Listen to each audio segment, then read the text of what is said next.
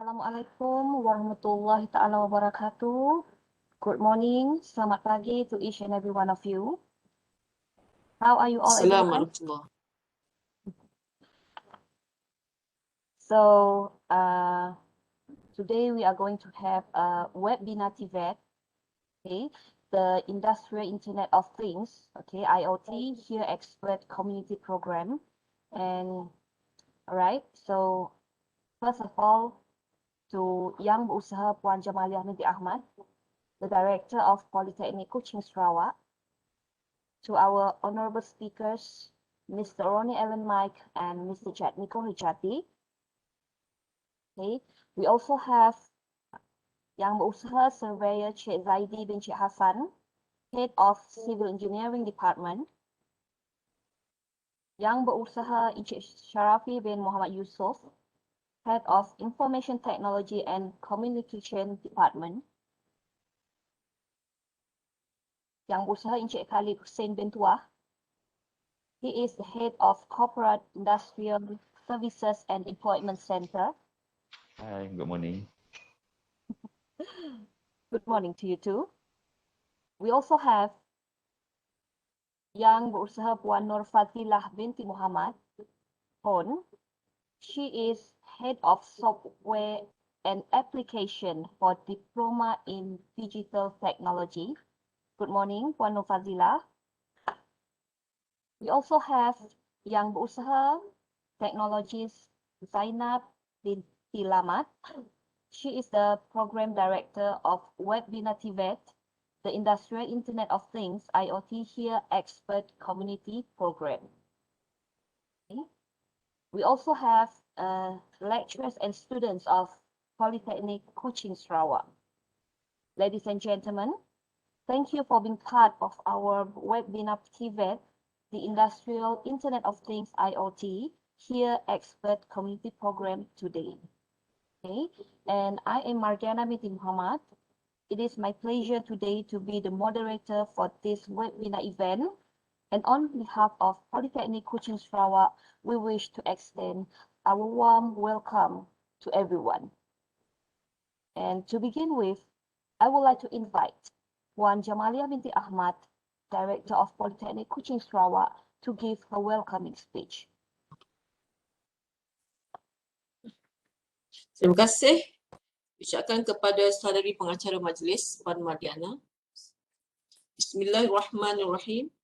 Yang berbahagia Encik Ronny Ellen, anak Millie, Specialist Responsible in Crowdsourcing Activity in Malaysia here, Malaysia Sdn Bhd. Also supporting sub-regional crowdsourcing and data acquisition in Brunei and Singapore. And from Indonesia, Mr. Jatmiko or Miko Hijati, experienced more than 3 years in programming with location-based service and platform specialization here, based in Indonesia.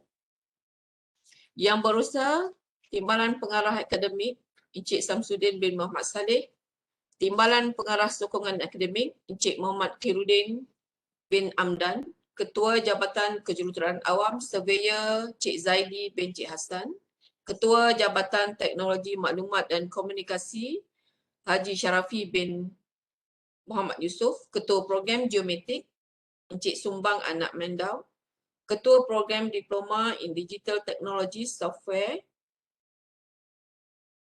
and Application Diploma Development Puan Nur Fazila binti Muhammad Pun, Ketua Program Diploma in Digital Technology Networking System Puan Rubaizullah binti Mohtar, Penasihat Program Surveyor Pang Xiao Juan, Pengarah Program Teknologi Zainab binti Haji Rahman, Ahli Jawatan Kuasa Pelaksana, para pensyarah dan para pelajar, tuan-tuan dan puan-puan yang dihormati sekalian. Assalamualaikum warahmatullahi wabarakatuh. Salam sejahtera, salam poliku sayang tanggungjawabku, dan salam satu Malaysia. Alhamdulillahirabbil alamin. Wassalatu wassalamu ala asyrafil anbiya'i wal mursalin wa ala alihi wa sahbihi ajma'in. Segala puji-pujian bagi Allah Subhanahu wa taala, Tuhan sekalian alam, yang telah mengizinkan kita untuk sama-sama berhimpun di dalam aktiviti webinar Tvet, The Industrial Internet of Things, Here Expert Community Program. Marilah kita panjatkan kesyukuran dengan limpah kurnia dan nikmat yang begitu mendalam dan bermakna untuk kita semua. Seperti mana yang telah kita semua sedia maklum, program ini adalah anjuran bersama Politeknik Kuching Sarawak dengan Here Malaysia Sdn Bhd. Here Malaysia Sdn Bhd merupakan rakan kolaborasi sejak tahun 2003. Here Malaysia Sdn Bhd adalah pakar dalam bidang pengkhususan pemetaan dan teknologi navigasi. Tahun ini adalah Leveraging Innovation Towards Industrial Revolution 4.0. Ledakan teknologi yang makin berkembang pesat dan era digital yang menggunakan internet semakin mempengaruhi kehidupan seharian kita. Era digital telah merancakkan kita dengan penggunaan gadget canggih bermula dengan komputer, laptop, komputer riba, tablet dan kini telefon pintar. Munculnya gadget-gadget seumpama ini pastinya membantu menyelesaikan dan mempercepatkan sebahagian daripada urusan manusia, terutamanya dalam mengakses maklumat, jaringan perhubungan dan komunikasi. Seiring dengan peredaran masa, dunia sekarang mengalami peralihan teknologi daripada era digital kepada era cyber fizikal yang dikenali sebagai revolusi industri 4.0. Para hadirin yang dihormati sekalian, IR 4.0 melibatkan teknologi otomasi dan memberi cabaran baharu kepada semua sektor dan pastinya memerlukan perubahan seiring dengan transformasi digital untuk kekal berdaya saing. Maka cabaran baharu IR 4.0 dan IoT perlu diberi penekanan dan pendedahan kepada semua pelajar, khususnya pelajar-pelajar PKS sama ada dalam bidang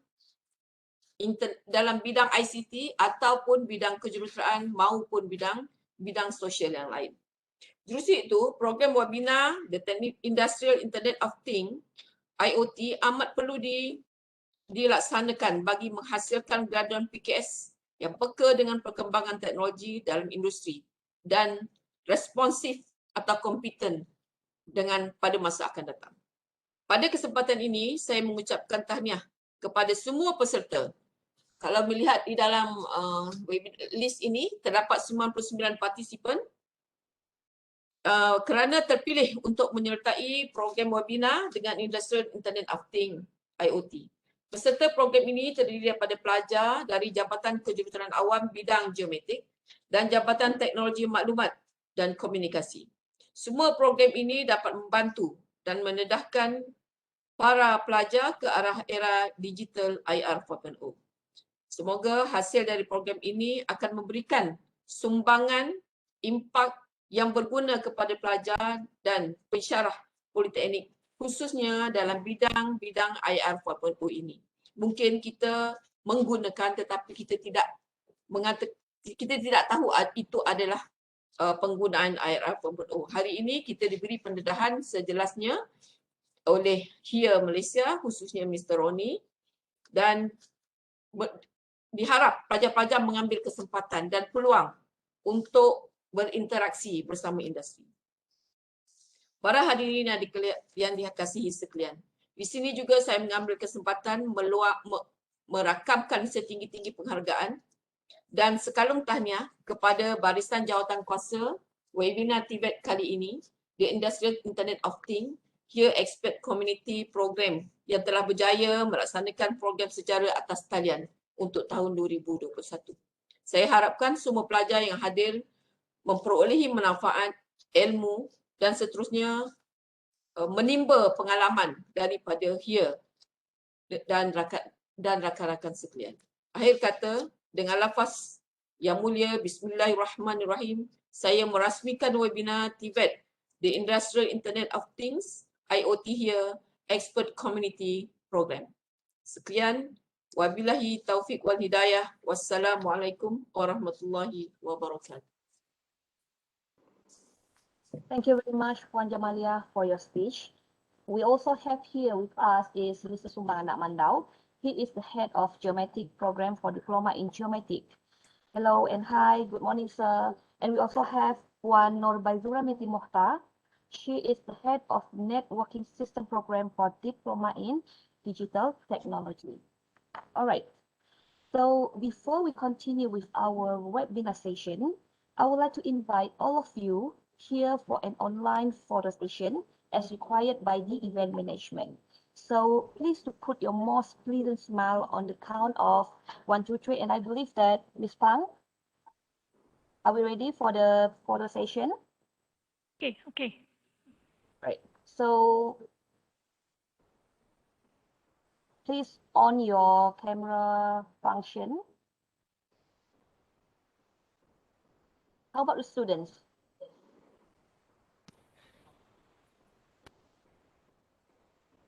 All right, guys.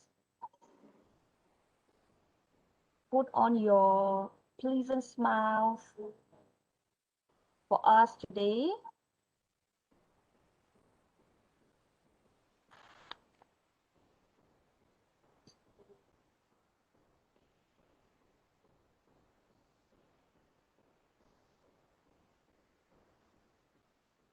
So should I count 1, 2, 3, Miss Pang, or up to you? MC, you have to Okay, count. okay. Okay. All right. So everybody is here now. So on the count of 1, 2, 3. Say cheese, everyone. All right. Should I take it once again, Miss Pang? Once again. Okay. On the count of 1, 2, 3. Smile, everyone. Okay, already done. Thank you very much. All right. Thank you so much. So Thank you. next. Okay, thank you. Okay. It is a great pleasure for me to introduce our first speaker today.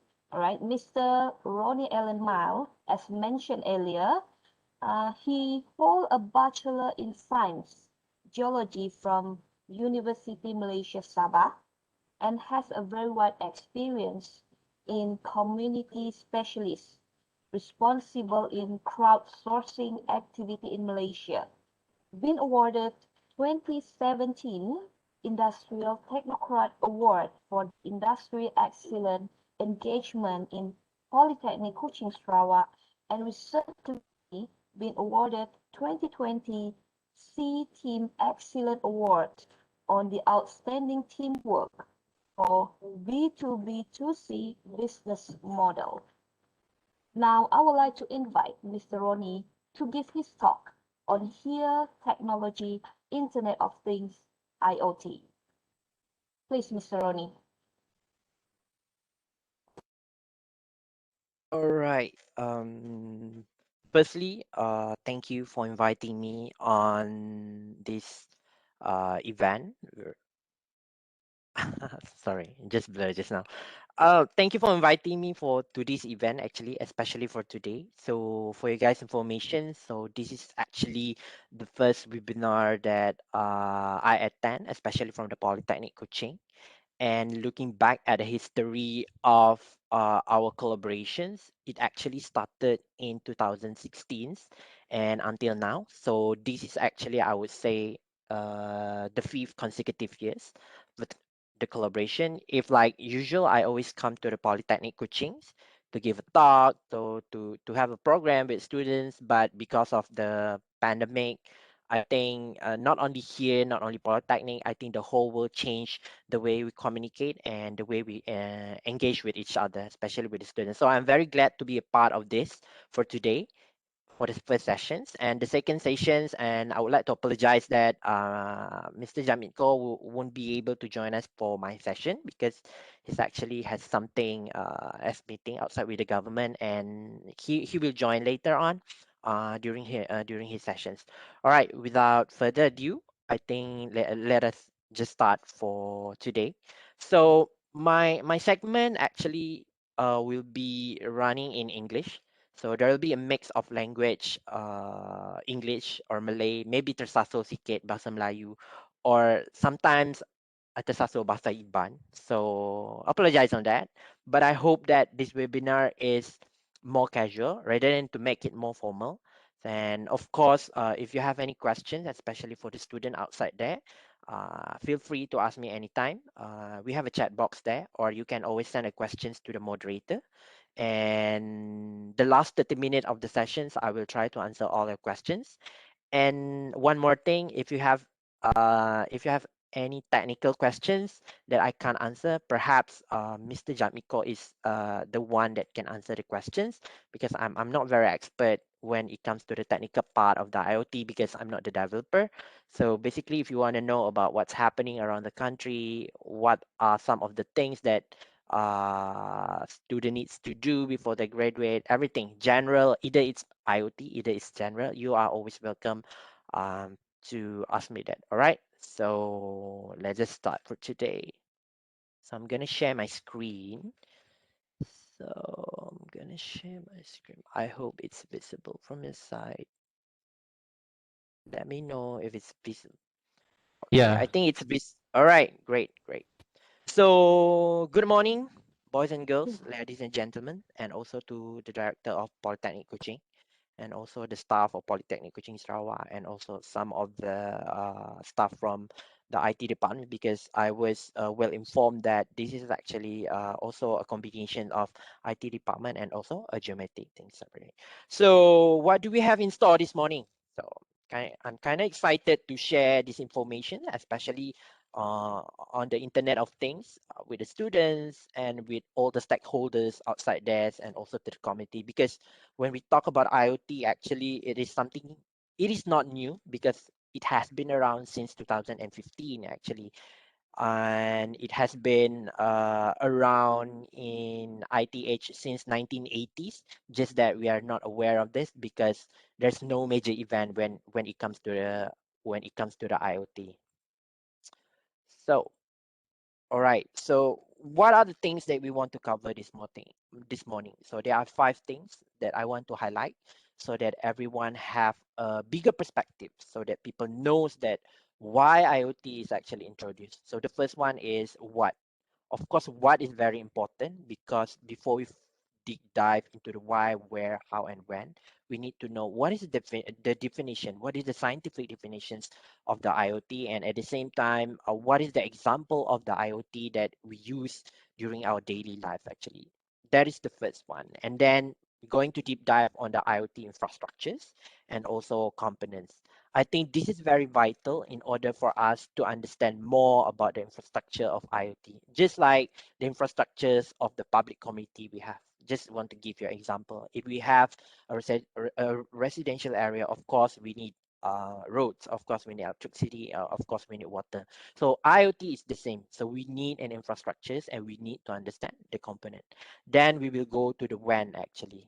To understand IoT more, actually, is to understand the history of the IoT, when is it started, and when is the major timeline of the IoT from the 1980s until now, so that we can see what is the changing actually during that time and until now, actually. And then we'll go deep dive into the why, actually. Why, what is resulting in the IoT? What is the trends? What is the factor that actually influence the IoT function, especially nowadays? So we're gonna see what is the mega trends and what is the factors that gonna influence the the the why questions, and then we're gonna go to where. I think it's vital for us to understand about where are we right now in terms of the IoT expansion, not only from the global level, but try to understand from the Malaysia level, and how does it affects actually the education industries. And one thing that I would like to bring on the where question is that how does the HERE Expert Committee program actually use IoT to the student itself? So that's the thing that I want to bring in. And at the same time, I want the stakeholders to understand how does the industry actually work, especially with the IoT nowadays. All right. So and the last one is the question of how, actually. How does the IoT actually give impact to the economy. That is the first one. Not only economy, but we only cover only a small portion of it, and how does it impact the education industries, and how does it impact the what we're doing in the daily life actually. And last thing, and the last thing that I would like to highlight is the IoT applications. So basically, you guys have phones, you guys have PCs, and at home you guys have remote control. So that is the applications of the IoT. I mean, it's small scale, but I would like to bring it to the national level, to the Malaysia level, so that everyone will understand how does the application of IoT give impact not only to the community but to the student as well. So that I hope that my session with I hope this general session will be an eye opener for the PKS students. And then if you have any questions after these presentations, generally you are feel free to ask me anytime. All right. So let's moving to the first question. What is IoT actually? So basically, you can see in my slide that what is IoT? So it's actually a combination of smart devices. Smart devices here means that your phone, for example, that generate data through sensors. So your phone has a sensors actually that can generate data to create new information and knowledge, and what kind of informations that your phone actually are creating. For example, I would like to say that you are using WhatsApp. So any type of conversations that you have with WhatsApp, actually, it actually create a traffic and give a WhatsApp company a data on when is the peak time for most of the youngsters or most of the WhatsApp users exchanging their informations actually. So it actually create new information and also at the same time knowledge. Like I said, now we have a lot of platform like Facebook, Twitter, Instagram. So most of the time, all of these internet savvy or social media savvy generations, they always share internet, whether it's um, a very beneficial information, just like COVID-19 status and etc., to boost human intelligence, efficacy, and productivity. Of course, like going back to the WhatsApp, it actually creates a value creations of data, and at the same time, we manage to communicate whatever, wherever, and whenever you are. Compared to back to the 90s, that we always write a letter to our brothers or to our sisters or to our families when we are working in overseas last time. So this is actually um, the functions of IoT, and at the end of it, to improve the quality of life, actually.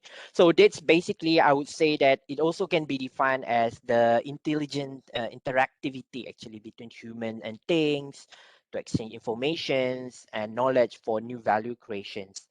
And at the same time, I think IoT actually is very complex structure, but at the same time, they provide a complete solutions that encompassing the other components and also the structures that I will tell you guys later on. So who's the guys on the slide? So basically, he is actually Kevin Ashton, the one who coined the phrase of Internet of Things, actually. So Internet of Things actually is not new.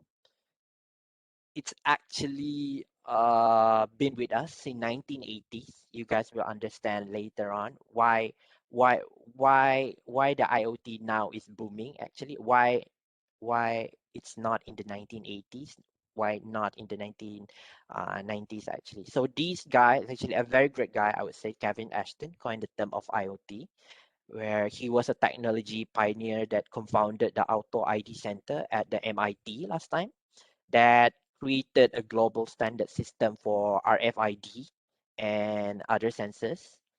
And during that time, actually, he was working as an assistant brand manager at Procter and Gamble, P&G, in 1997, when he actually became interested in using RFID to help manage P&G supply chain. So in that span of 2 years, actually, he works with a lot of RFID, a lot of research on the RFID and etc. etc.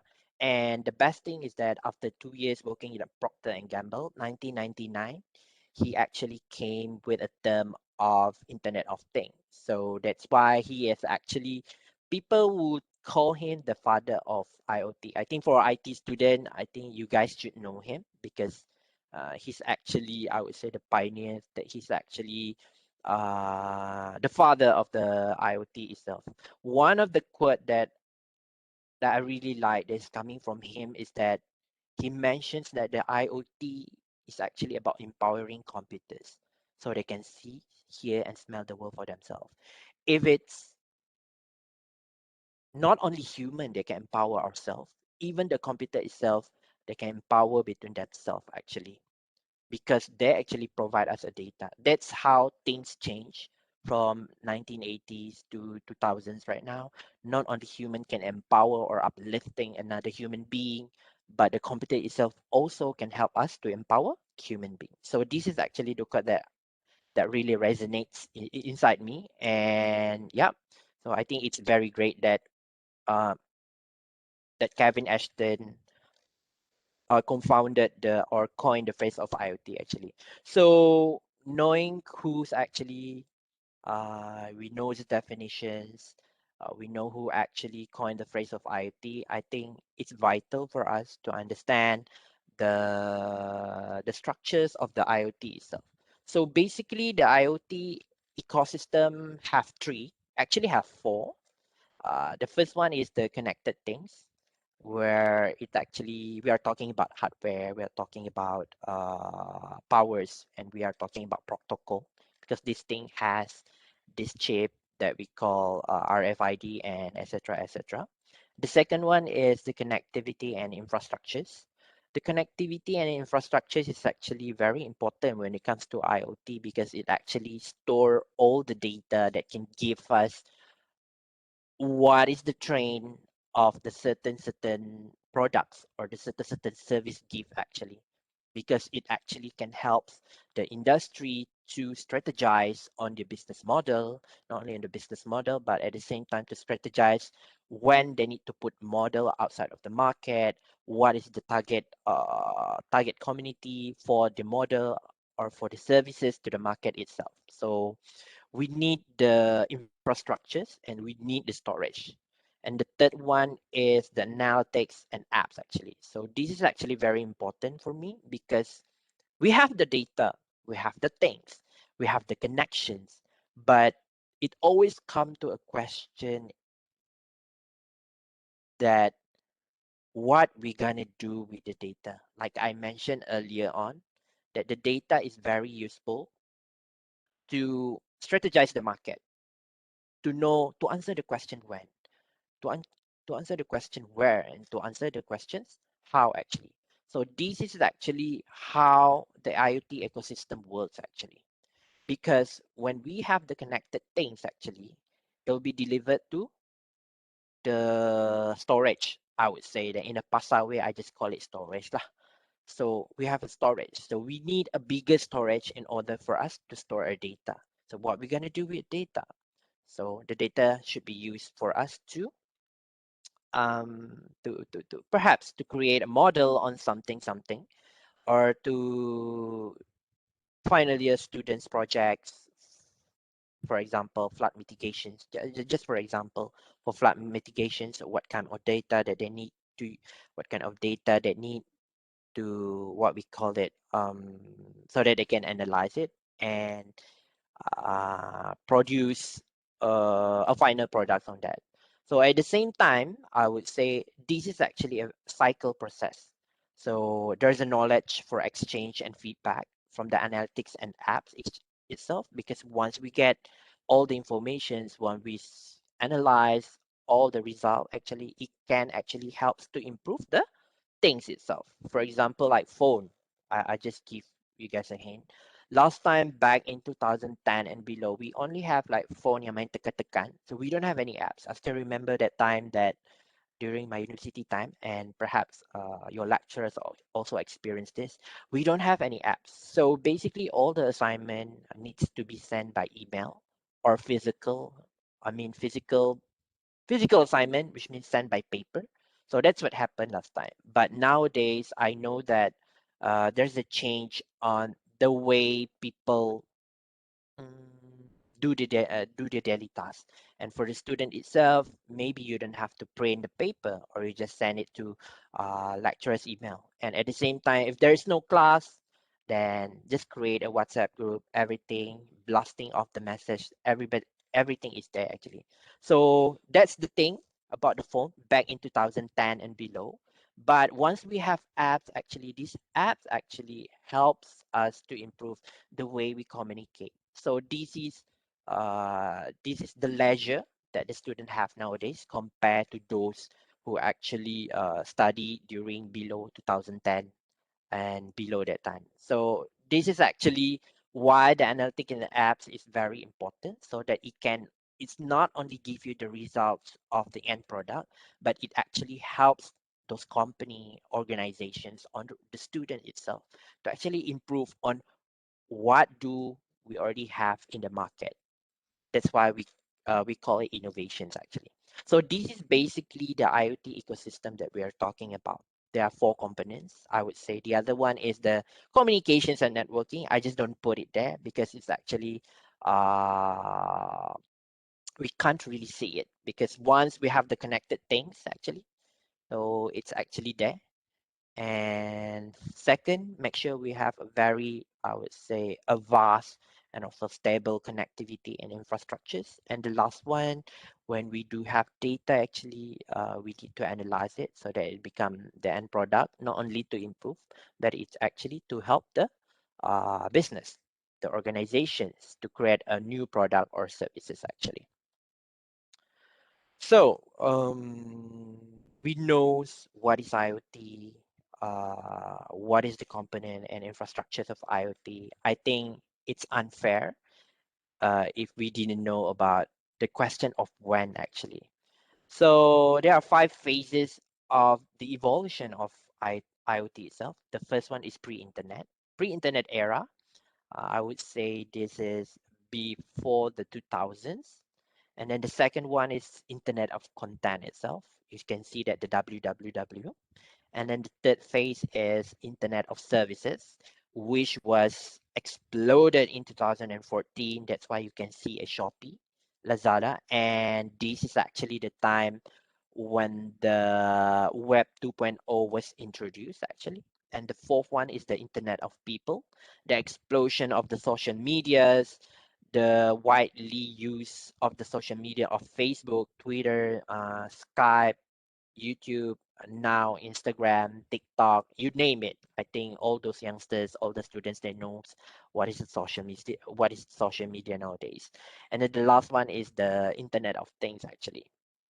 Okay, let me tell you a little bit of story about the timeline of the major event of the IoT actually that lead us today. So in 1982, actually, for you guys' information, the student of Carnegie Mellon University actually invent the ARPANET connected to the Coq machine. That was in the 1982. That times nobody knows about what they are doing, what they are trying to doing actually. But this is actually the first point, I would say, the pacemaker for the IoT. So that's what happened in 1982. Nobody realized about it. And then moving forward to 1989, then the team Berners-Lee actually proposes the World Wide Web. You can see that in the second phase, www, blah, blah, blah, blah, blah, blah, blah, blah, blah, blah, blah, something. So that's what happened. So I just want to talk about the pre-internet first. So the pre-internet is the era is, I would say, that where we emphasize on the human to human interactions. That's why you see the icons there, human to human interactions.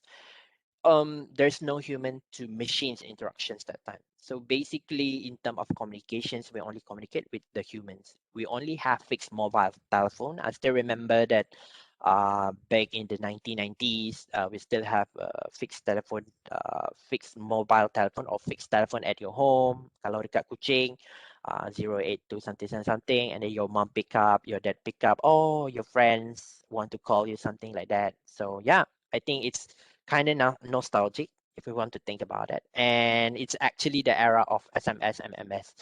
And I would like to recall during my during our studies time, I mean with the lecturers during 2010 and below. That time, even nak hantar one SMS, we have to think because it actually costs you like 20 cents. It depends on how long the text is. And also the MMS. That time I still remember, and it's quite nostalgic for me. So that is during the pre-internet time. Of course, things change so fast. Then we go to the internet of content. That's why Tim Berners-Lee actually proposed the World Wide Web, WWW, at the early of 1980s, actually, where you can see the first introductions of the email, so the first introduction of informations, and also we see an entertainment. During this time, I would say that most of the website we do have internet is very static. By me, you can only see an image only. Right now, if you see all the website, it's very interactive.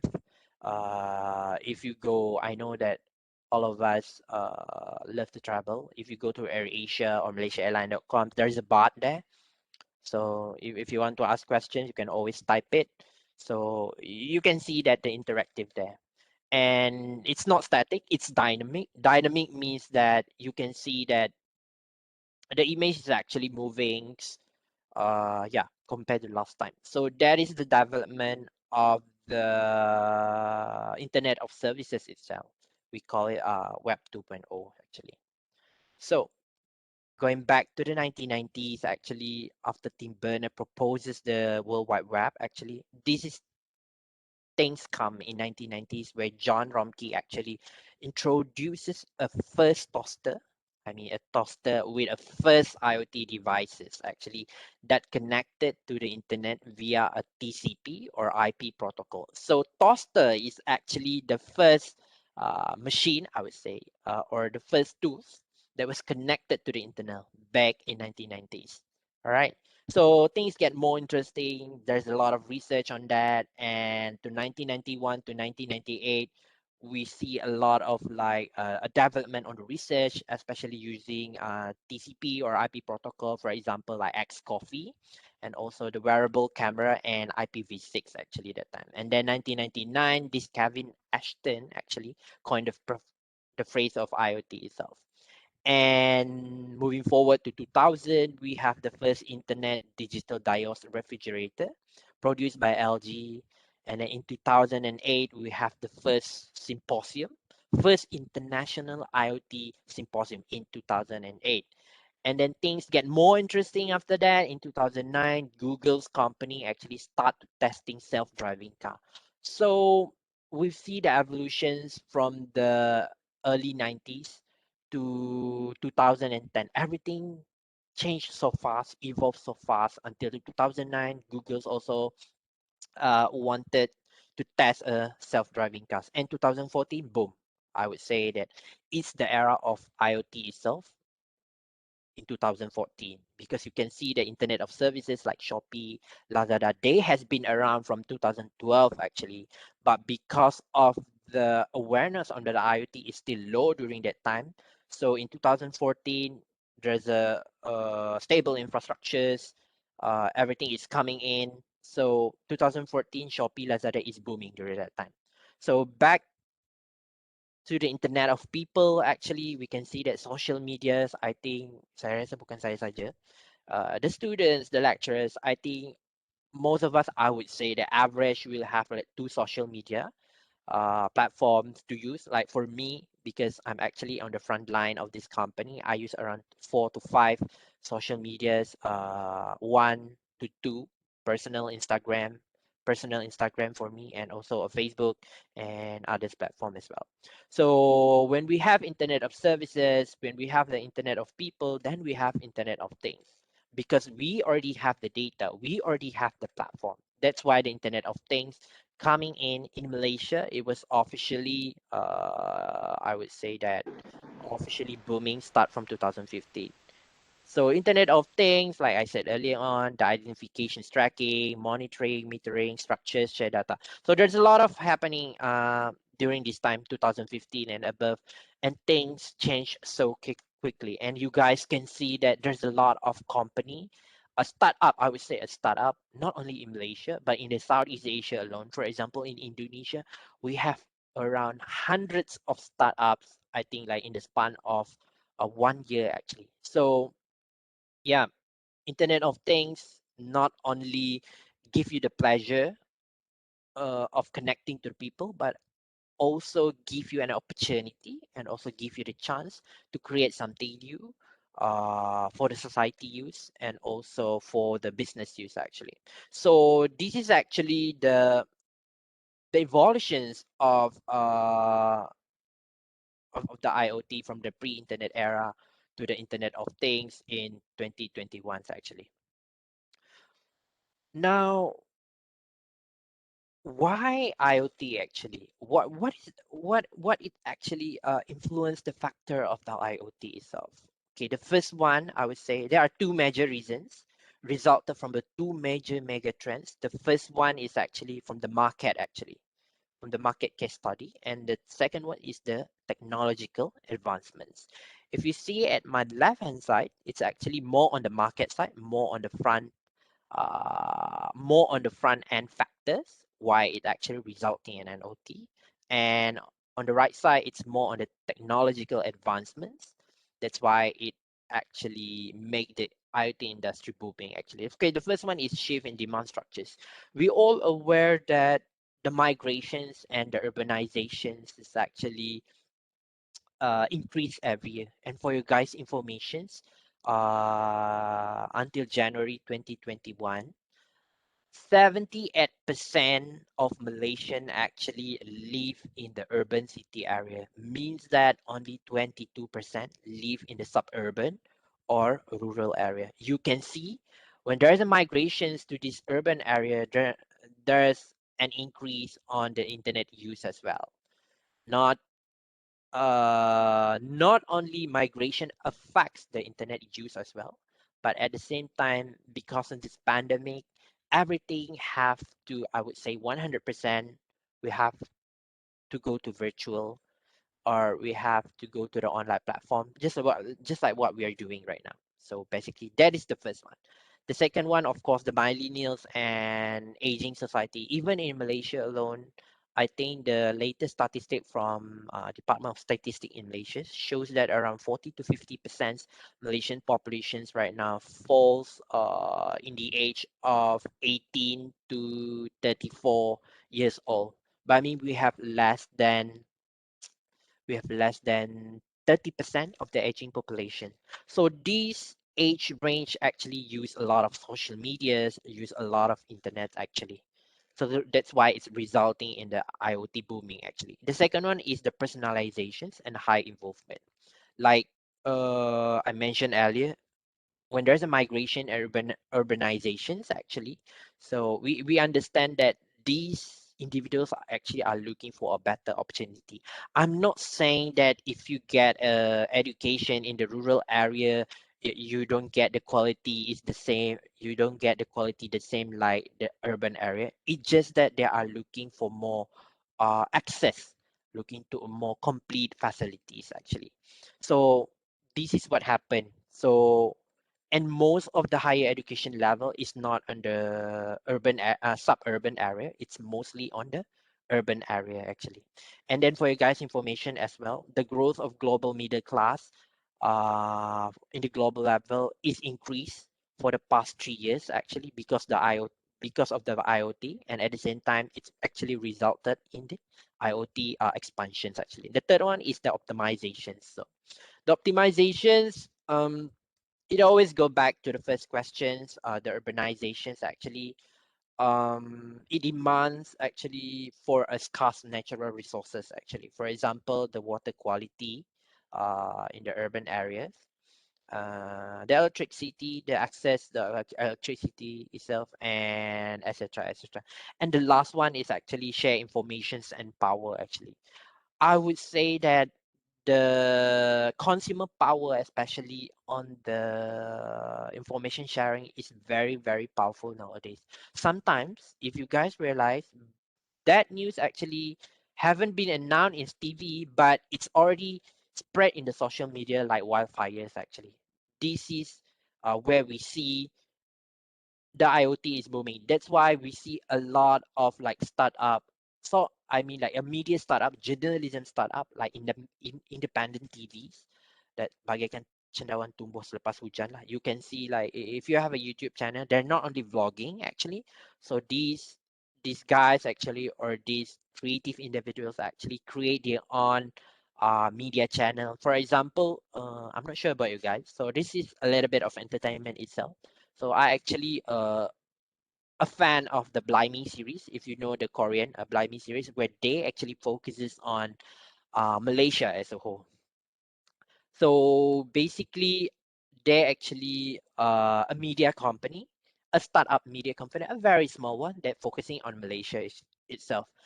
And they at the same time they are sharing the informations of Malaysians, either it's climate, it's either it's food, or either it's the culture itself, to the Korean people that not really aware of what is Malaysia actually. Because if we want to compare ourselves with Indonesia, Thailand, and also Philippines, of we are a bit behind in terms of the popularity, especially to the East Asia country like Korea, China, and Japan. So this is what happened actually. They share the informations because they know that with the influential they have actually, they can actually attract those Koreans actually to know more about Malaysia actually. So I'm gonna give them a respect, a credit on that, because for managing to create a small media company, just to introduce about Malaysia itself. And then when we talk about the technological advancement that result in the IoT, these four things could be the highlight. The first one is big data. The big data, we have a lot of data.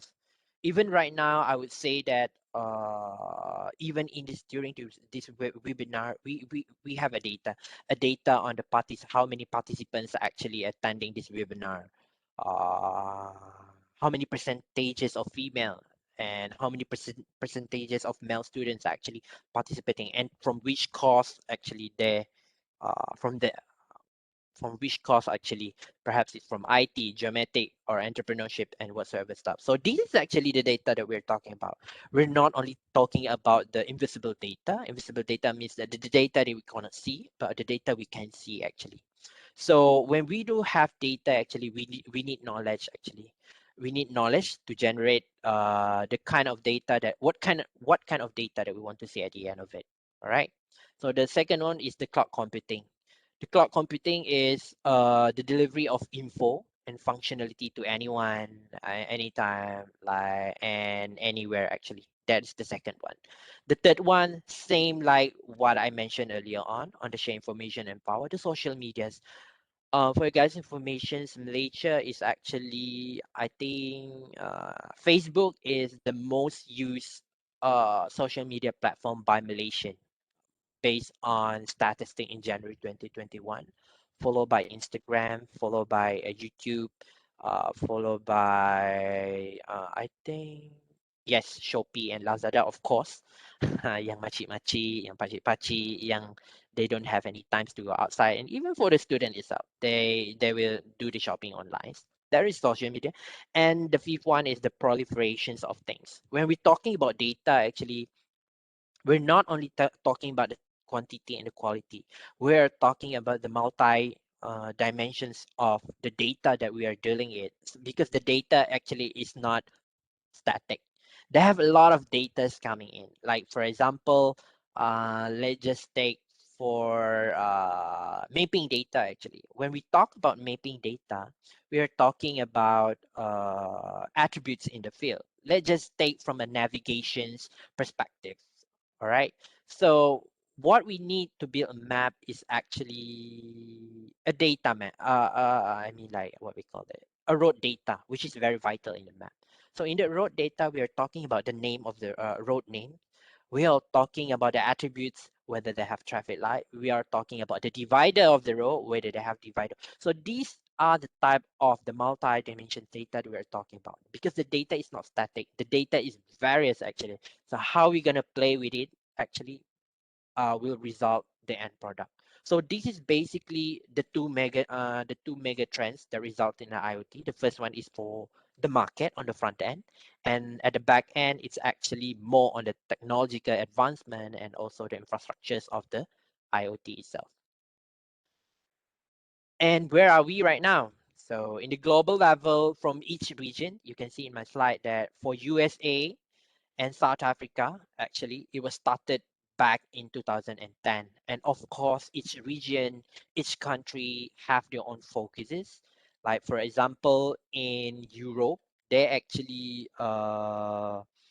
they're actually championing the smart cities and community. At the same time, they are also championing the smart transportations. That's what happened Europe. That's what happened in Europe, started in 2011.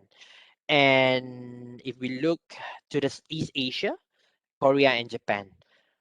Korea, surprisingly, is the first country that actually start to kicks in everything for the IoT in 2003. And for your guys' informations, they're also championing the smart city and the government sector for the IoT for the first one in the world. And then the third one is in 2014, they actually implemented a 5G network technology, intelligent network in Korea in 2014. For Malaysia, I don't have any information on the 5G, but from the news that I watched a few weeks ago or from last year, I heard that it's still in progress and still implemented.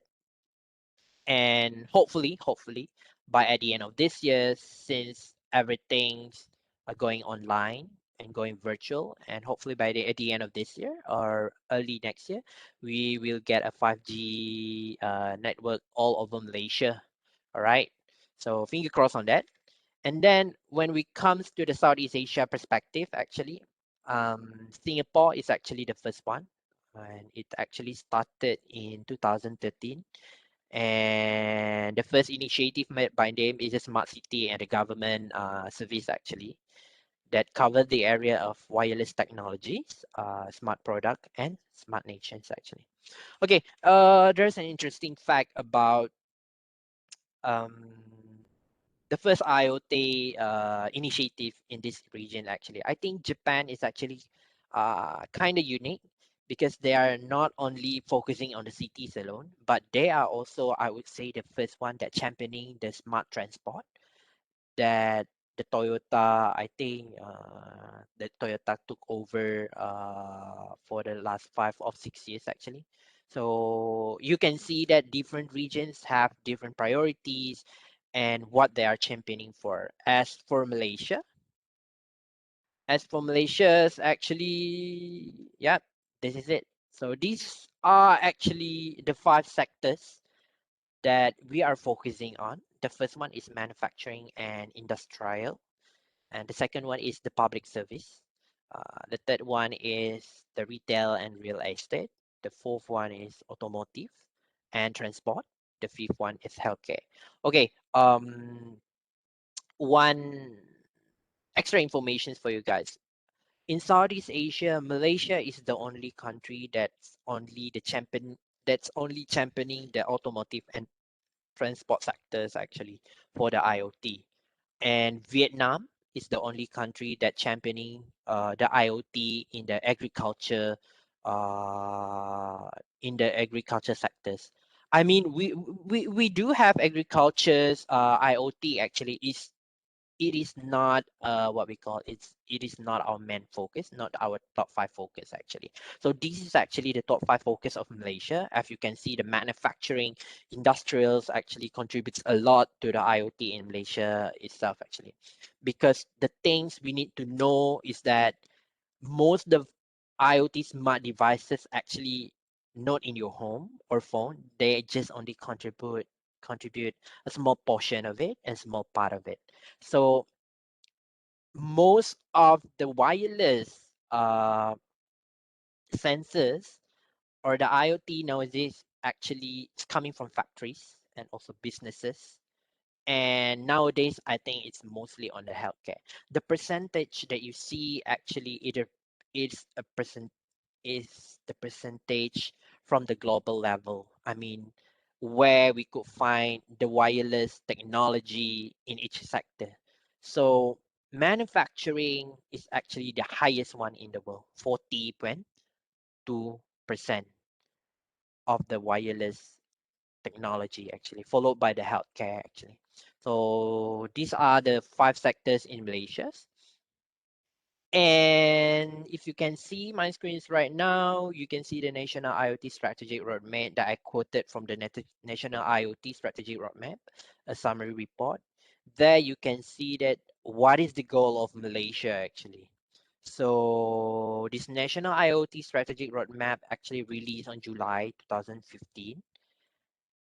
And the goal or the mission is to create a national ecosystem that can enable the proliferations of use and industrializations of IoT as a new source of economic growth.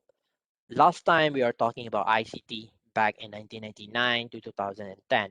Now ICT, there's still an ICT sectors, but IoT took over the ICT sectors. Not only took over in terms of the business expansions in the country, but also the spending of the IoT is much, much more higher in the ICT itself. All right. So this is actually the missions of the Malaysian government. And what are the outcomes? And when we're talking about outcomes, we are actually talking about what are the impact that we are looking for? How does it impact the economy, and how does it impact you? How does it impact the community itself? Of course, because this was released on 2015, there are actually estimated around 9.5 billion on the growth of economy from the IoT itself. And from what I read from the newspaper, actually, the numbers actually what they achieved last year is much, much more higher. I don't have any numbers for that, but I know it's more than 9.5 billion the profit that they gave to the country, I would say, that contributes to the country. And in 2025, the Malaysian government expected that the growth of the IoT, the profit that we get from the IoT is, I think it's more than the double, perhaps triple or quadruples everything. And they're targeting around 42.5 billions in 2025. It's not only impacted on the economy itself, it also impacted on the jobs, I would say. Um, Last time, even for the ICT, it actually create perhaps more than 10,000 vacancies in those ICT industries. And for the IoT, it was projected in 2020, 14,000 jobs coming from the IoT sectors. Imagine 5 years from now, or I would say 4 years from now, I think the numbers will be not be double up, perhaps threefold. In 2025, I don't have any numbers. And at the same time, there are around 146 local patents to be exploited last year. Actually, I don't have any numbers on the how many patents to be exploited, but I think it's more than 100 actually. So what is the goal of Malaysia actually? First, conducive ecosystem, of course. This is very vital. Second is to strengthen Malaysians technopreneurs. Last time we only talking about entrepreneurs. Sekarang we are talking about technopreneurs. So hopefully those students who attended this seminar, I mean, one day we become a technopreneurs. Who knows? And the third one, of course, we want to become a regional development hub, not only Southeast Asia, but I think for the Asia Pacific region as well. So the strategy itself, I'm not going to explain more on this. You can read it on the National IoT Strategic Roadmap summary report. You can get it from the websites actually. So this is where we are actually. And what is the IoT impacts actually to what we are doing right now? So let's go back to the root cause of everything to understand more about the IoT impacts. If you see my screens right now, data quoted from Digital 2021 Malaysia report from Data Reporter actually. The total population still, I would say they're not much changing, 32.57 millions, and the urbanization is 78%. Okay, this is the most interesting part. The mobile connections are more than a population itself. I would say that the average of one person to have the devices with them is actually perhaps two.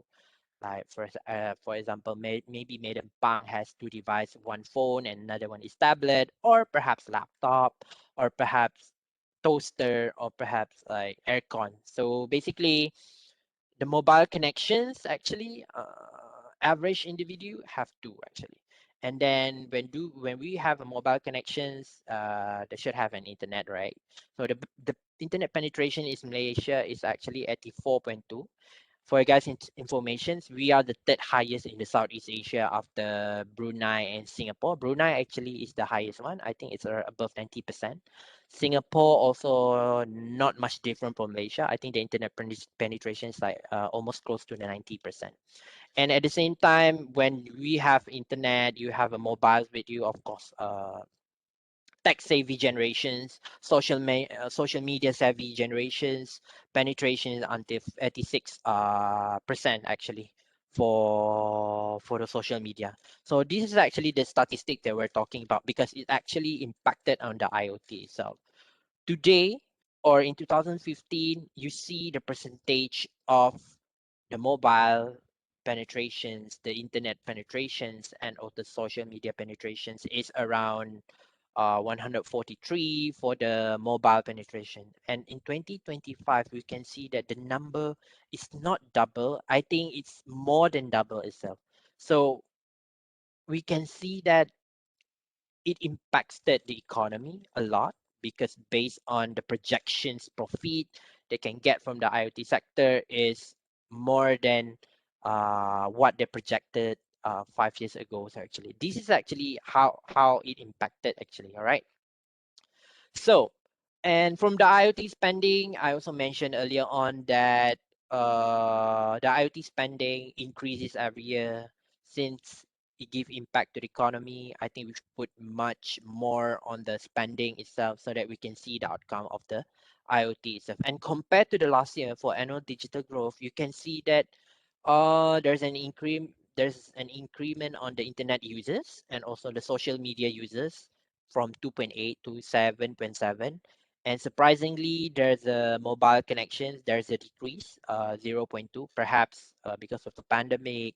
Some people just cut down their expense on the mobile connections. I don't know, but I think that might be the reason. So yeah, but to say that, but to see the internet users and also the social media users actually increase from year to year actually, so we can predict that there's a lot of like activities, online shoppings coming in for the next 5 years. All right.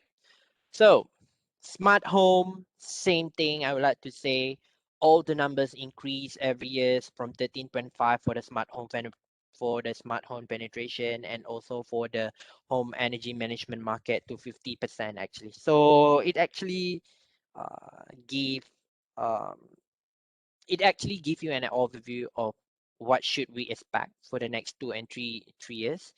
And for those students outside there, it is very vital for you to get a full understanding of IoT so that when you go outside, you actually knows how does it work, how it actually impacted you as a student, how it actually impacted you as a community, how it actually impacted you from the family perspective. Because when we have these kind of things, actually, we can actually predict and it actually can help you to reduce some of the cost itself.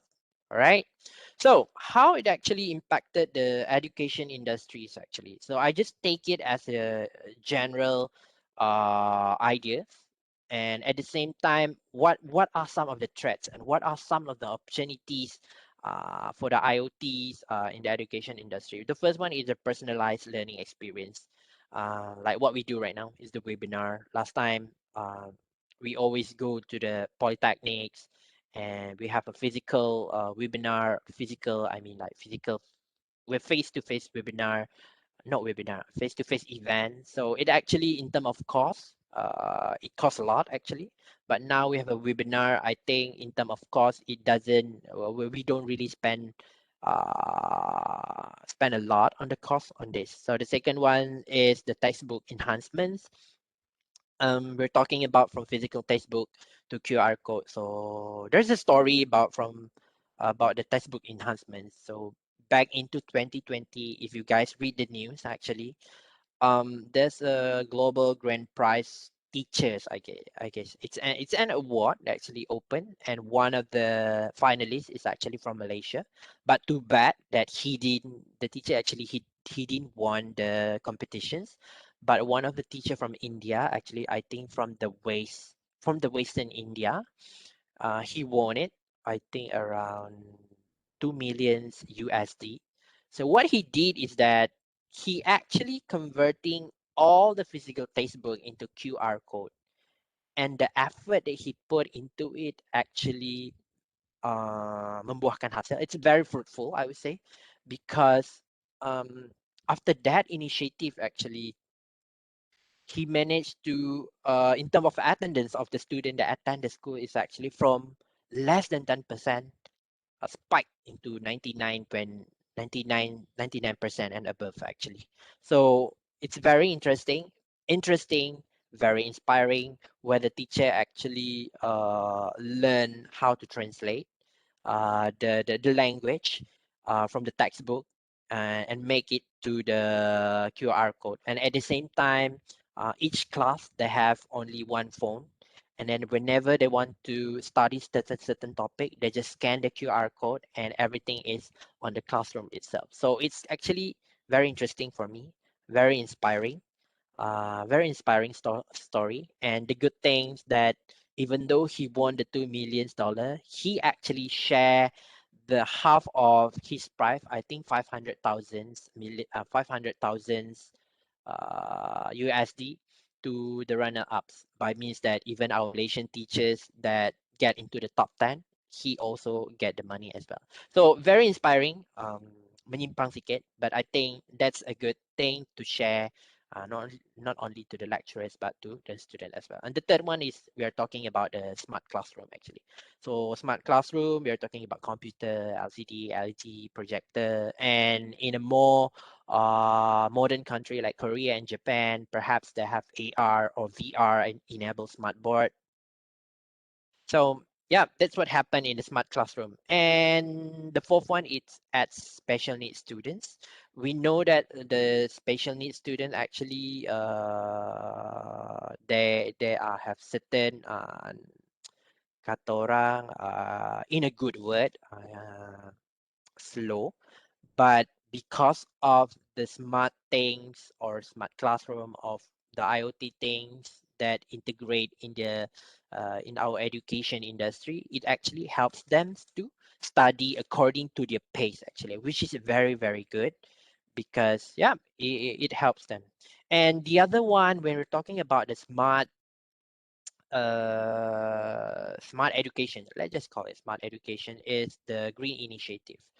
Not only for the polytechnics, I think even for the company like us, we try to minimize the use of the paper, actually, paper in the office, because we want to actually save the environment. So we want to reduce the carbon footprints that release into the atmosphere. So that is also helping us in terms of work more efficiently, but at the same time we are indirectly helping the environments to stay green and to reduce carbon footprints. All right, so this is actually the opportunity for the education industry, the good side of it.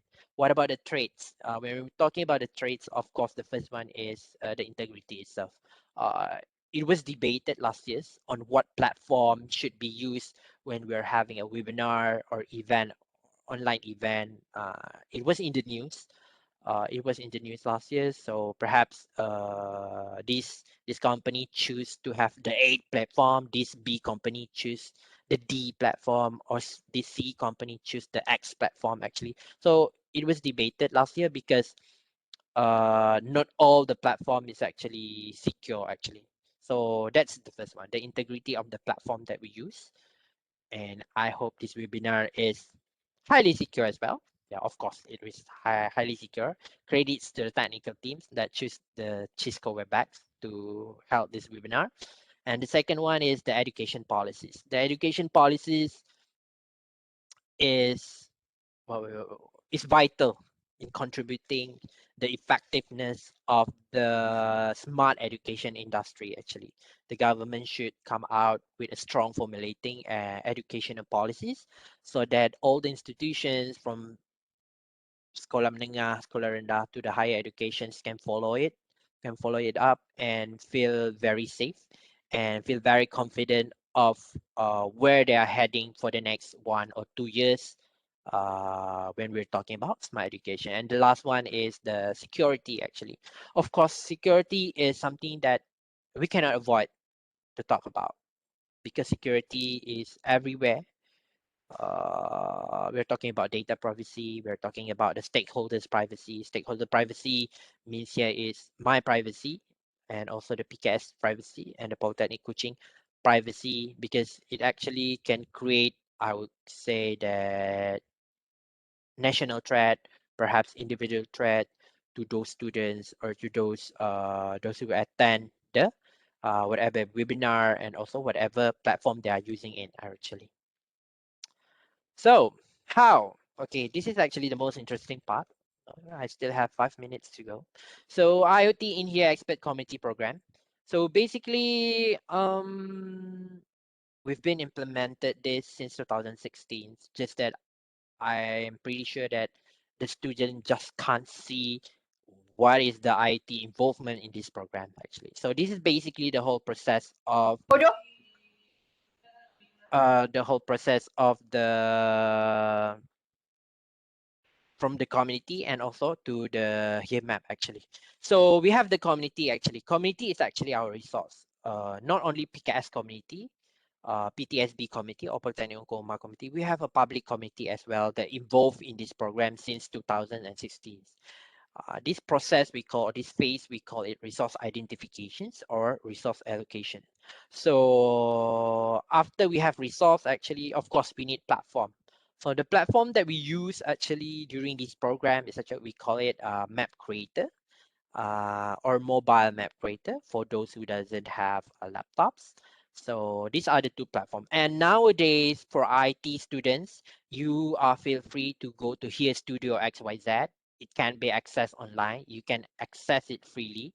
But of course, if you want to use it more, actually, you need to purchase it on your own because it actually involves the transactions of the data itself actually. If I'm not mistaken, if we want to use here Studio XYZ, I think 250,000 data can be 250,000 data transaction is allowed for the freemium user. So IT student, feel free to go here Studio XYZ and explore it. And yep, for the map creator as well. This is for the GIS geometric student.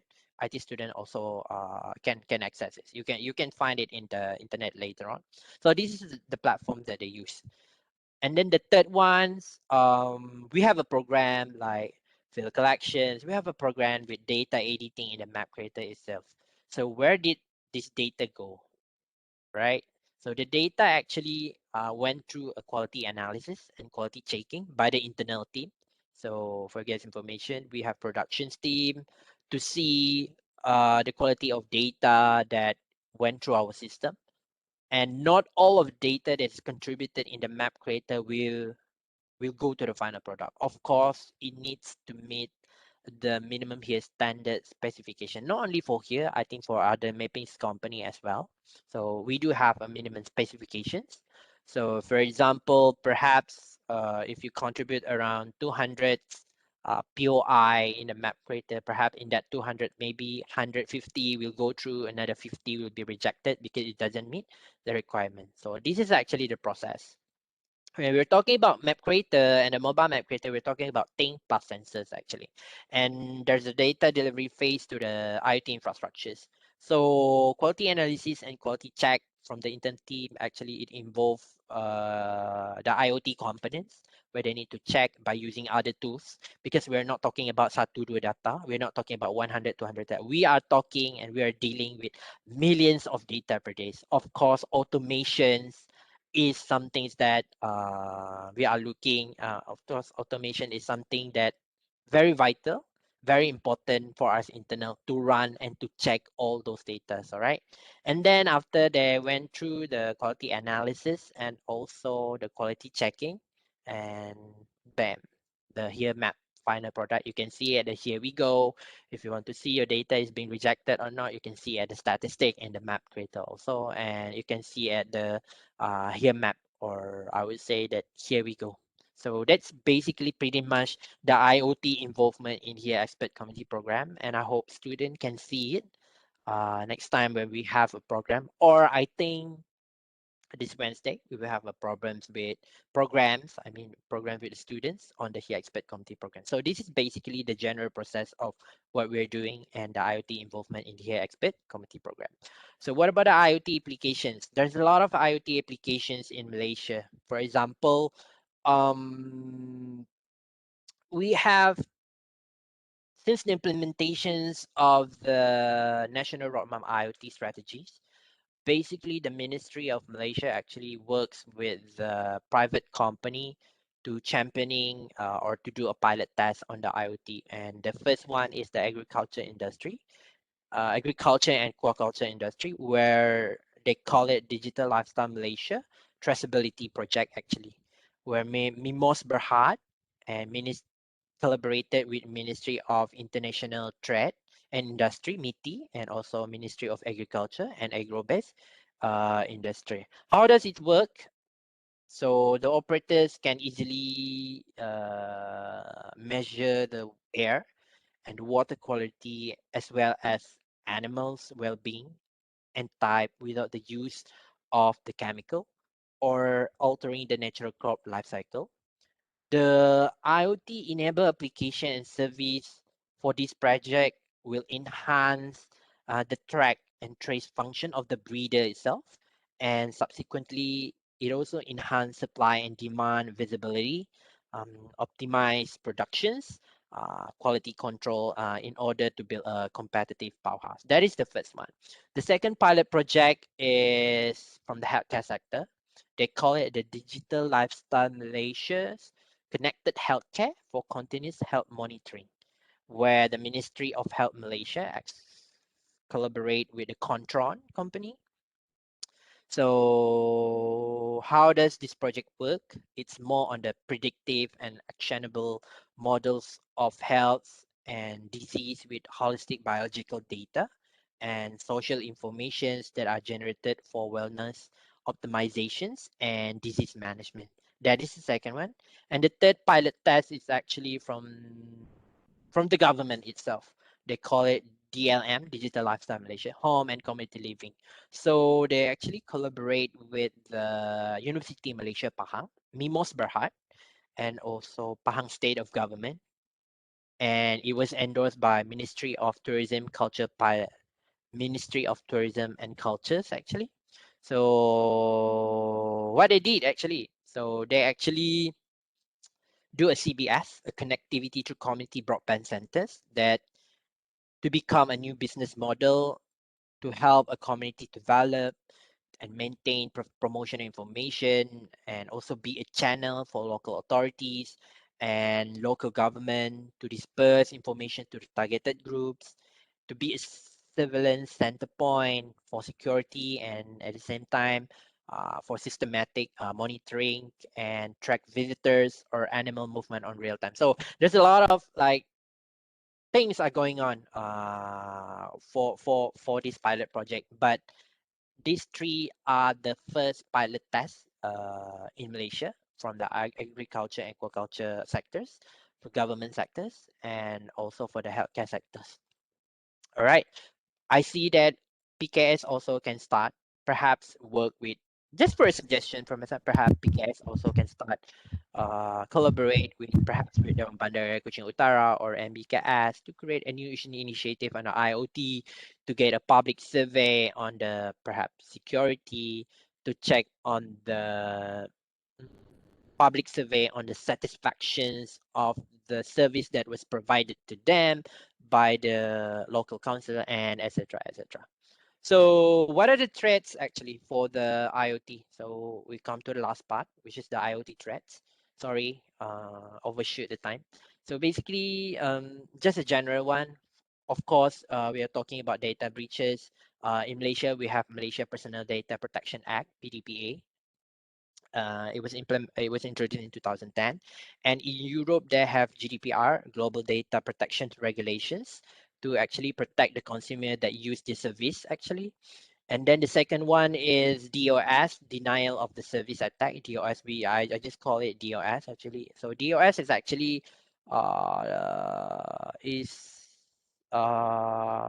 common attack in the IoT actually, especially there are two part of attacks for the DOS actually. The first one is flooding, the second one is the crash attack. So flooding is actually the most common DOS attack. It occurs when they actually attack the system, when the system is actually overwhelmed by large of amount of traffic, and that the server is eventually unable to handle, and it eventually stops. So that's happened every time when, for example, when you want to go to traveling, AirAsia always got suddenly perhaps this company, because of the large amount of traffic in that website. So you have to wait, and at the same time it suddenly crashed. So this is what happened. So this is the denial of service attack. And then we have device spoofing. So spoofing is actually the act of disguising communication from an unknown source as being from a known and trusted source actually. It can be applied to emails, phone calls, and websites actually. So yep, be careful on that. And then of course devices theft. So if your devices can be churi or stolen, then if you don't put a secure password on it, then there's a high probability that your data will be hacked, your data will be hijacked. It leads to the fifth one, device hijacking. And the last one is data siphoning. Data siphoning is actually, the term siphon is actually indicate a one-way channel that once set up will result in a continuous flow of personal information from the source to the destinations, or in other words, I would call it data stealing by using devices, software, or any other devices apart from that. So this is actually the IoT threat. But of course, the common one is the data breaches. If you realize that how some of the scammers get our phone numbers, and how are some of the services get our phone number. For example, maybe company A actually they call us to provide us insurance, but we never give them this kind of information. So this is what happened in the IoT industry, because uh, still I think in terms of the law and regulation itself, still very weak. And our data privacy, or the privacy of the customer is still very low. So this is happening. So my advice to you, always alert with the calls, with the emails that comes to your personal email, and etc., so that we will not be a victim of scamming. For your guys' information, I was a victim of scamming, I think like 2 times already, back in 2012, and the recent one is 2019. I would say that I'm kind of traumatic with them, because I don't know why I can easily trust of this scammer. I don't know, maybe because of the threats that they say they're coming from police, or etc. like that. So be careful. So lesson learned from my side as well. So I hope there will be no a third time for me to be scammed. All right. So this is actually the IoT thread. So I just want to show this the whole pictures, because I want to tell you guys that we are actually living in the world of connected things.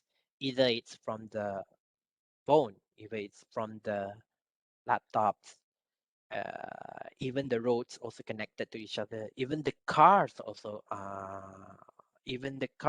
talk to each other, interact with each other. So with that, I would like to quote this, that I believe that in order to make the IoT successful, not only in Malaysia, not only in global, it needs to start from ourselves, to think about what should we do with all the data, with all the data that we have actually. But at the same time, be aware on how you use the data, because at the end of the day, we are talking about jenayah tanpa sempadan. I don't know what they call it in English. We call it jenayah tanpa sempadan. Perhaps what happened to you might not happen to others as well. So yeah, the IoT needs to be successful if the society or the community understand the full potential of use, a potential good use of it. So with that, I just want to say thank you for the sessions, and I'm sorry I'm just overshoot around 8 minutes of my time, and I hope that I can get more questions from the students for the rest of 22 minutes that I have. With that, I just want to say thank you, and yeah, thank you from me. Thank you, guys. All right then. Thank you very much for the informative and insightful sharing, Mr. Ronny. Very much info. We have so much, and in fact, a lot of it. And now we would like to open the floor for Q&A session. All right. So if there are any question from the students, you may forward it now. You may ask Mr. Ronny straight away. And yeah, please, anyone. Now, anyone of the student or might from the lecturers? If you feel that you are very shy to, I mean, to voice out your question, you can. There's a chat button there. You can always drop down. I will see all the questions there. Yep. Feel free to ask me any questions, regardless of the IoT or what is industry are facing right now outside. Yeah, outside here during the pandemic. Yeah. Hi, my name is Vanessa Rebecca from DG1A. Oh, The hi, question Vanessa. Vanessa, is, what are would your you please, expectations? hello Vanessa, wait, Yes, would you please to turn on your camera, please? okay. Yeah, let's see you. Okay, so your question is, My question is, what are your expectations about the evolution of geometric in the future? Interesting questions actually. Um, can you repeat again? Sorry. Can you repeat again the question? The expectation of geometric evolution in the Yeah. future. All right. Geometric is actually a very, I would say, it's a very unique course. Unique course, I would say, you guys have the front end, you guys have the back end itself. While working in industry for the past 6 years, geometric is actually one of the promising industries right now and also the future. Why? Right now, the industry are talking about data. If you see Shopee, if you see Lazada, if you see Zalora, back in 2013, back in 2014, no one knows about them actually. So what's happened is that e-commerce industries kicks in, fintech industry kick in, and any other industry kicks in. So this industry actually needs at least one geomatics or at least GIS specialist in this industry. Why? Because we are talking about data. Geomatic is actually about a data.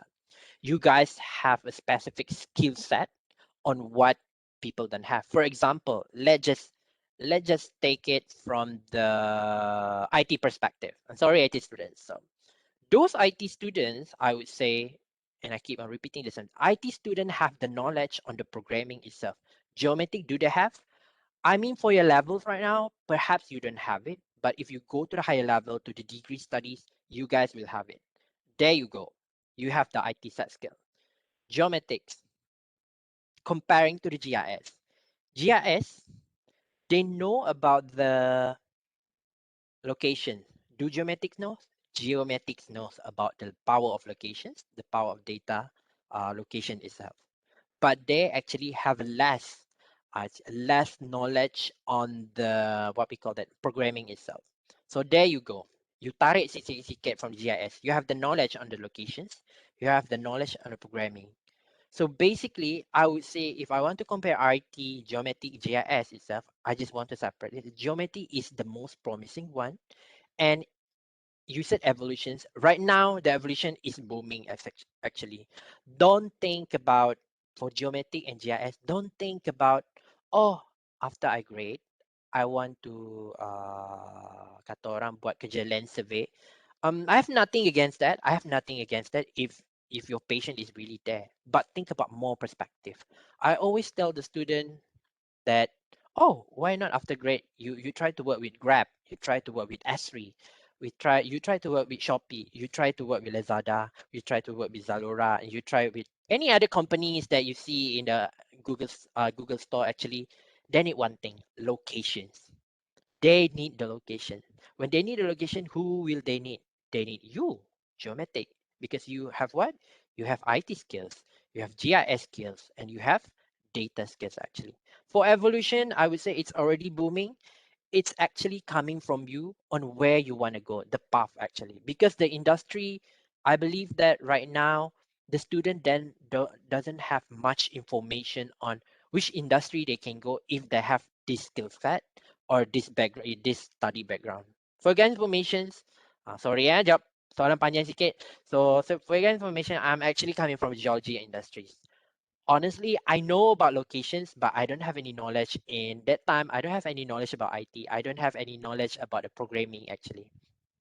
So once I joined here actually in 2015, so I work in the front line. Front line mean on the front end where I deal with all the business developers, the marketing, social media, everything. So what are the choices do I have? I don't have any choices. I need to start from scratch. I need to deep dive what is IoT, everything. I need to know what is the trends on industry so that I can actually not only share the information with you guys, it also to add on my skills actually. So that's what happened. To answer your question, geometry is already booming.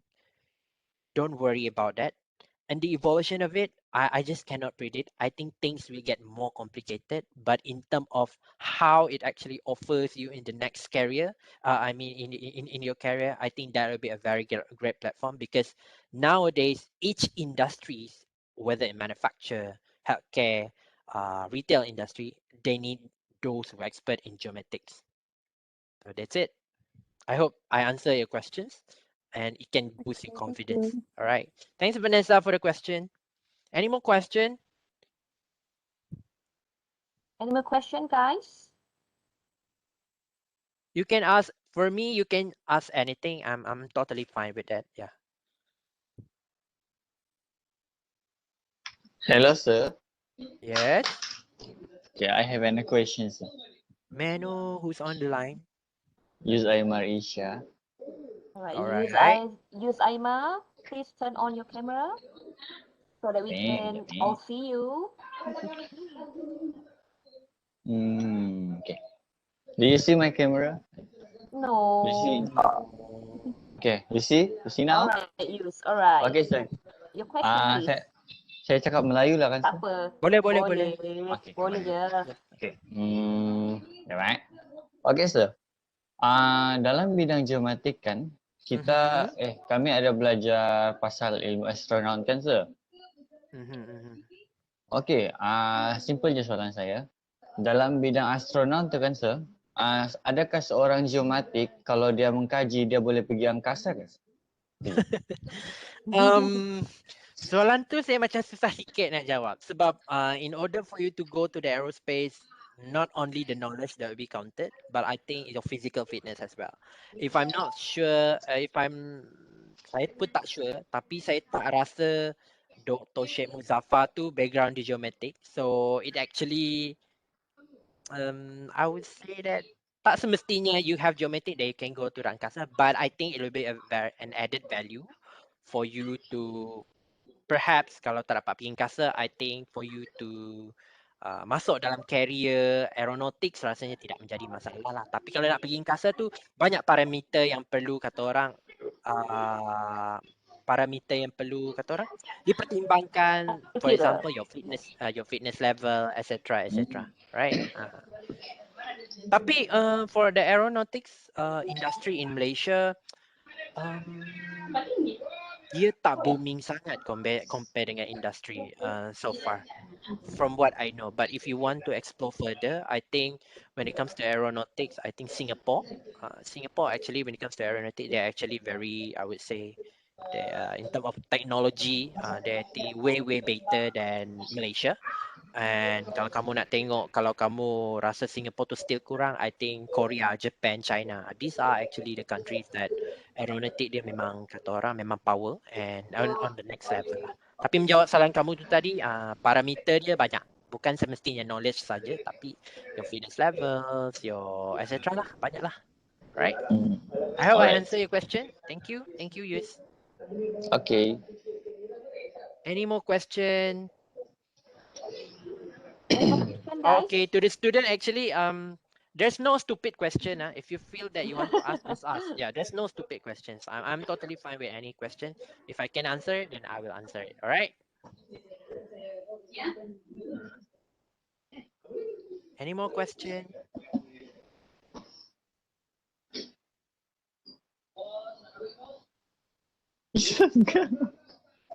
Okay, nampaknya. Yeah, how about the IT student? No question. IT student, yeah.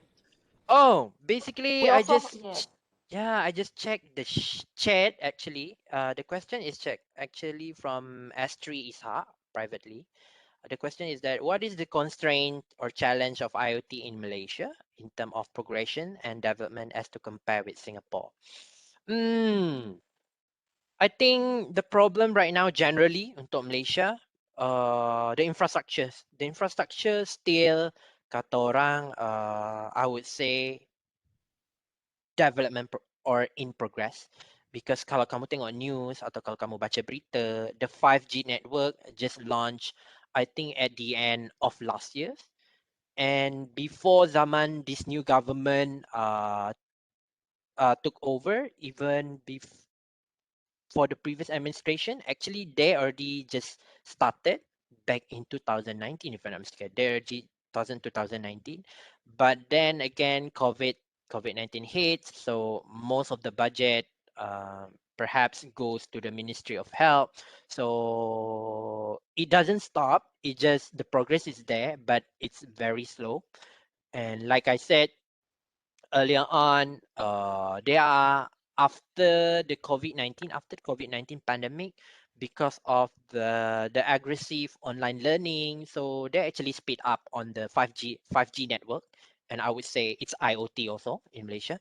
To compare dengan Singapore, let's compare it between size. So Singapore is actually already covered by 5G. I don't know when, but I know I'm quite well aware that the 5G network is actually connected in Singapore. Once the 5G network connected in Singapore, by mean that they have a very proper infrastructures. But in terms of law, I have no idea. Proper infrastructures and stable infrastructure, yes. And nak compare kita dengan Singapore, saya takkan cakap jauh ketinggalan. We are there. Sebab we are talking about size actually. Singapore is small actually, but Malaysia is big. So of course Singapore is ahead from us. Ahead, jauh mana ahead tu saya pun tak tahu. Tapi in term of size itself, that's why Singapore is ahead of us. I think if Singapore is sama big dengan kita, I think rasanya tidak jauh beza lah dia punya apa dia orang punya kemajuan IoT tu. So basically, yep. So that's the challenge of IoT in Malaysia. Not only in Malaysia, I guess it's most on the infrastructure itself. Sekarang ni semua bercakap pasal infrastructure of 5G. Once we have the 5G, of course, you guys will easily connect to the internet. Senang nak buat online virtual learning and etc. etc. Alright. So any more questions? So let me check. Okay, this is from Gideon, Balan, and Andreas. So the question is that where can we get the Here Workshop Developer API? So where can we get the Here Workshop Developer API? Where can we get? I try to understand it. Where can we get the Here Workshop? Gideon, you not workshop developer API Here Workshop? Can you answer me, Gideon? So I believe since there's no response. Oh, yeah, dia cakap, yep. So Geocrate is actually our partner for the Southeast Asia. I think if the IT students are interested to know more about here workshop developer, this Geocrate, I think they have like half day or full day workshop for the API actually. I'm not sure whether they are talking about here API, but I know they have a full day workshop on the API. Let me connect with them later on. If you want to know more about them for the IT students. And I'm not sure when it comes to cost. I also not sure whether they will charge PKS or not. But if it's free, then it would be very great to you guys. And I am more than willing to connect you guys with the GeoCrate actually.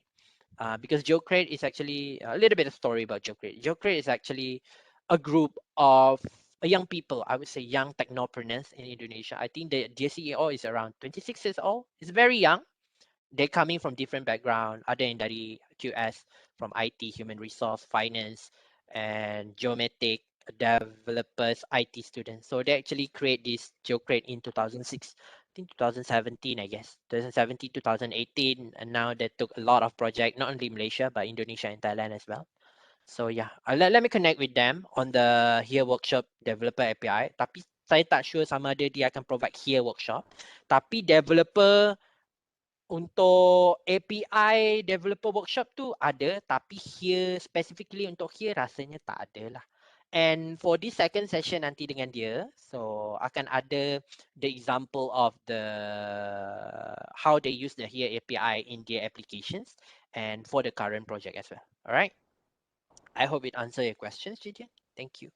Any more question? I think we still have around 4 minutes to go. Sir, saya ada soalan lagi, sir. Okay, Yus, go ahead. Use. Saya buka mic lagi. Buka speak kamera. Tak payah kan, sir? Depends dengan moderator Kak Mardiana. Kalau disuruh buka, I think you have to open lah. Tak apalah Yus. You dah tunjuk buka tadi. Tanya you soalan dengan Mr. Ronny. Okay. Sistem software ni kan, sir? Dia macam sistem software ni dia memang dari orang barat kan, sir? Okay. Soalan saya ni kan, sir, bagaimana negara Jepun dia punya sistem software dapat bersaing dengan negara barat, sir?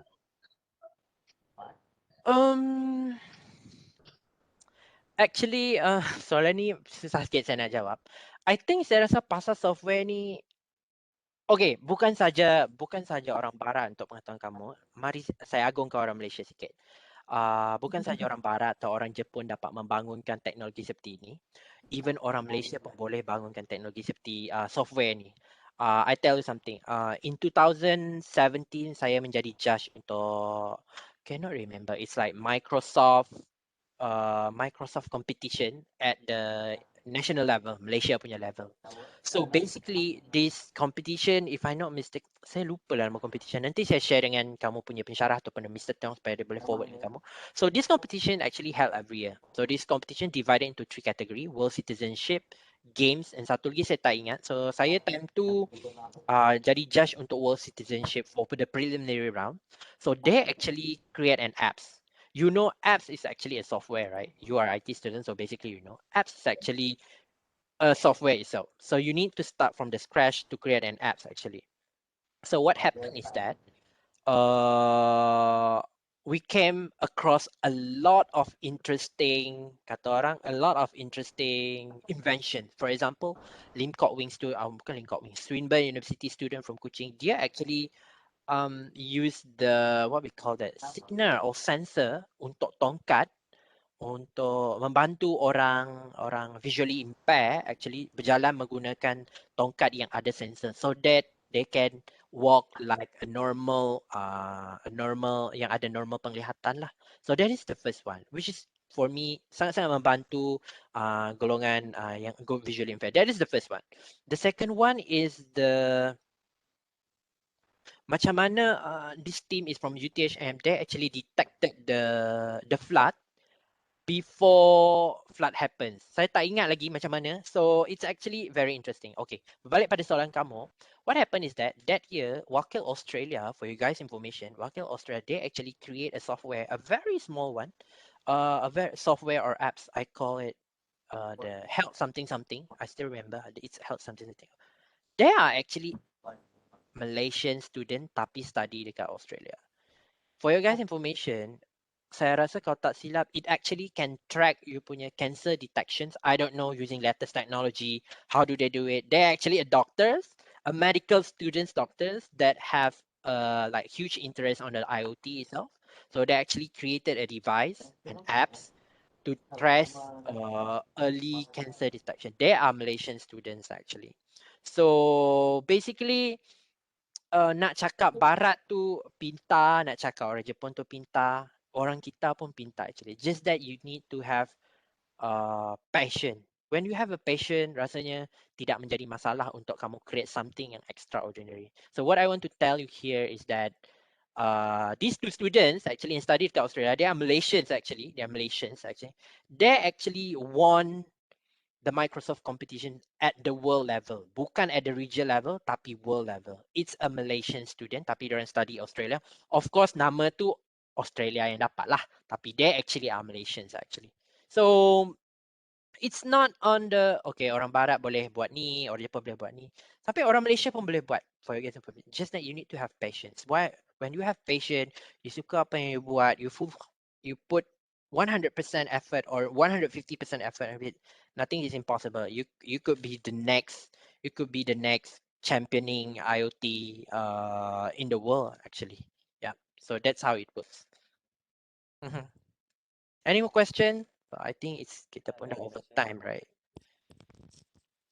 So I got a question. All right, go ahead. Right. Tak apa ya?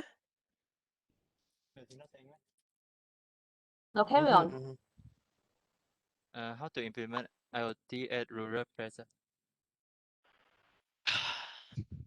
How to implement IoT at rural places? Back to the jawapan saya tadi. We need to have stable infrastructures. We need a 5G network. Like I said, if we have all these tiang connected internet dekat pedalaman, even dalam hutan kat Kapit sana sekalipun ataupun dekat sentral Kalimantan, I don't think we will have a problem on that. Dengan syarat kita perlu ada stable punya infrastructure. Once we have the stable infrastructures, 5G connected everywhere, IoT is implemented everywhere. Memang tak ada masalah. Alright, thanks for the question. Alright, I just saw one question from Sharafi. Thank you, Sharafi, for the questions. Any incentive from state government or other agency in development IoT applications? So saya tak ada information about incentive from state governments or other agency in development or IoT applications. So what I encourage you to do is to check on their website to see what are the grants and what are the initiatives that they want to do. Perhaps they don't, I don't know, perhaps they don't have any incentive, but I think as for the education's as sector, you can, I think you can, I'm not sure whether you can always propose it to them. Create a small mini project for them. Perhaps in your final year project, you want to try I don't know, flood mitigation system in Kuching. You try to collaborate with them first and see. And from that one, then you can always ask them, is there any incentive? If there's any incentive, if there's any initiative on the bigger level, I think you can minta lah. But I think for the other agency in development of IoT applications, there's a lot of startups actually. So there's a lot of startups. So just try cari dekat diorang punya website sebab I don't have any informations on this. Either it's from the government itself and either from the private itself. But one thing I know that pendigitalan is sekarang ni the industry is digital industry is booming actually. So I believe there is an incentive out there, just that I'm not sure which company. Or I would suggest you to check on the MDEC, Malaysian Development and Cooperation. MDEC most of the time they collaborate with startup and I don't know, maybe students. They have the incentive, they have the grant. So try to check MDEC website. Everything is inside there. If there's an incentive, go ahead and try. I will encourage you to do that. All right. MDEC, MD is Malaysian Development Corporation, if I'm not mistaken. Yeah. Yep. I hope it's answered your question, Sharafi. Any more question?